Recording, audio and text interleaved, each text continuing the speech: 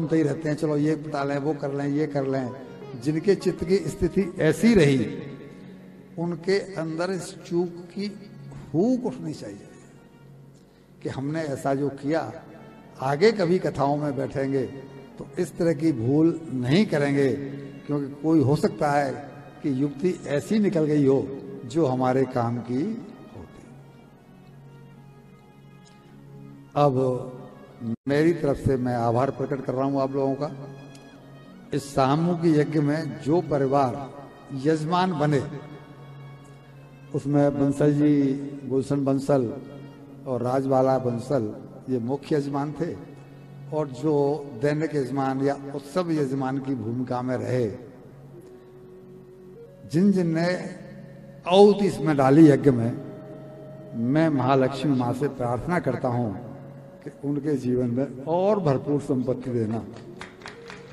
उनको संपत्ति मिलेगी, वैभव मिलेगा, तो फिर वो आगे और कुछ करने के बारे में सोचेंगे। उन पर संपत्ति नहीं होगी तो कैसे करेंगे?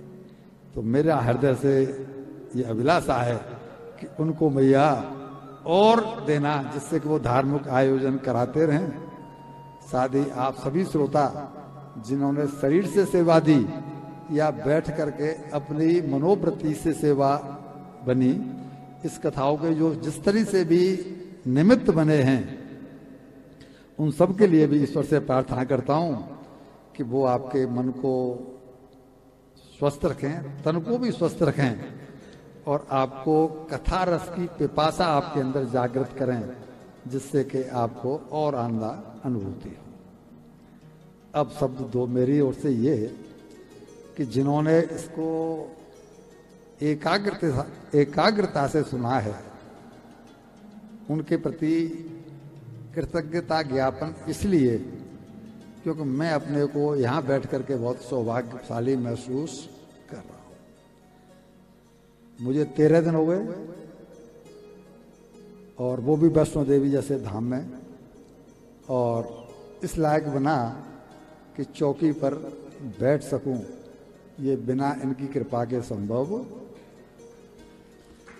और उसमें आप सब लोगों ने मुझे ये सहयोग दिया कि शांति से बैठ करके कथा का श्रवण किया।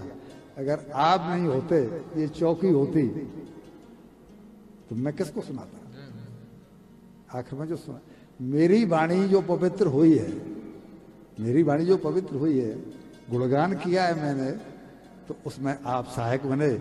तो इस नाते मैं आपके प्रति कृतज्ञता ज्ञापन करता हूं। इस कथा से आपने कुछ पा लिया हो तो उसमें मेरी कोई भूमिका नहीं है, मेरी तरफ से आपको कुछ नहीं मिला है, वो इस कथा की मेहरबानी है, आपकी पात्रता है जो आपने पा लिया है। लेकिन जहां मेरी कहीं जवान लड़खड़ाई हो, मुझसे कोई उल्टा सीधा शब्द निकल गया हो, तो उस सबसे मैं आपके सबसे क्षमा प्रार्थी हूं, करबद्ध निवेदन करता हुआ कि आप मुझे क्षमा कर। अभी विराम देते हुए मैं आपसे एक सलाह दे रहा हूं, एक सुझाव दे रहा हूं कि अब सोने का समय नहीं है, अब सोने का समय नहीं है, जग जाने की रात है। भुला न देना ग्रंथ सीख को, ये आत्मसात की बात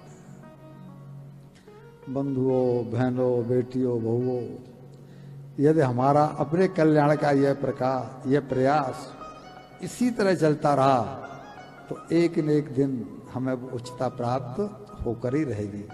ईश्वर के चरणों में हमारा प्रेम होकर ही रहेगा, और फिर आपके मुखारबिंद से स्वयं ही शब्द निकलेंगे कि अब किसी और महफिल में जाने की जरूरत।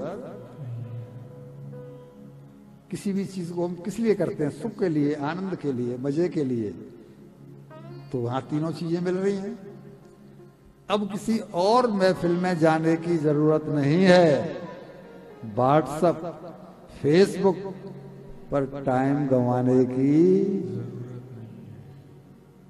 इधर देखो, व्हाट्सएप, फेसबुक पर टाइम गंवाने की जरूरत, क्योंकि अब मन मस्तिष्क में बस गई है यह भागवत कथा अब इस दिल को विषयों में, किटी पार्टी में, क्लबों में लगाने की जरूरत। अब आई मेरी दक्षिणा की बात। दक्षिणा तो नहीं दे के जाओगे तो आपका मन भरेगा नहीं, तो दक्षिणा आपसे मैं अपने आप ही मांग लेता हूं कि दक्षिणा दे जाओ और मैं तृप्त हो जाऊंगा। तो मेरी दक्षिणा के लिए आप ईश्वर से, माँ वैष्णो रानी से ये प्रार्थना कर जाना कि मैं जब तक जीऊं तब तक मेरी कृष्ण नाम में श्वास कटे। व्यसन, जैसे व्यसन होता है, व्यसन सी बन जाए उनकी भक्ति मुझसे, व्यसन सी बन जाए उन भक्ति, नहीं उन सिमरन से चित्त हटे। सोऊं मैं तो हों सपने में, सोऊं मैं तो वे हों सपने में, जागूं तो उनकी याद रहे, भूल जाऊं सब दुनियादारी, बस हरि प्रेम याद रहे। आप केवल मेरे लिए इतनी प्रार्थना कर दो, मुझे मेरी दक्षिणा मिल गई। हाँ, ऐसा ही बस आपसे दक्षिणा, चूंकि मैं आपको संकल्प अपना बता चुका हूं, लेकिन दक्षिणा बिना दिए आपको फल मिलेगा नहीं, तो दक्षिणा में मेरे लिए प्रार्थना कर दो।